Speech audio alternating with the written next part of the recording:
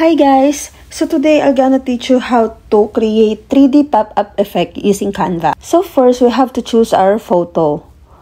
Click edit and then magic eraser. So use the click option. Select what you want to erase, then click erase. So next, we have to manipulate this background. So medyo papaliitin lang natin siya vertically. So, I'm gonna use reshape and warp option. And then, ayusin lang natin yung size. Then, sa elements, let's search for a curve. So, I chose this one. Ayusin lang natin. Gagawin ko siyang white para same siya sa background. So, ang goal natin is yung shape niya, magbuka siyang parang photo na nakahiga. And then, let's download. Then, create again sa new page. Download nyo yung sinave nyo kanina. Tapos, remove background.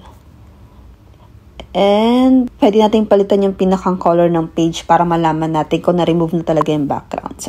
So, edit ko lang yung sa shadow. So, ang ginamit ko ay outline para magmukha talaga siyang photo. So, pinalitan ko ng white yung outline. Then, in-adjust ko yung size. And then, download ulit. Tapos, ilagay ulit natin siya sa ginagawa natin. So, pinalitan ko ulit yung background para makita natin kapag mag-remove background tayo. So, ayan. Ayos ulit natin yung size. This time naman, yung shadow effect niya is yung drop. Then, kayo na bahala mag-adjust ko anong gusto niyo sa angle, sa distance, or intensity. So, syempre, kailangan natin yung main subject. So, ilagay ulit natin yung pinakang original photo natin. Then, remove background.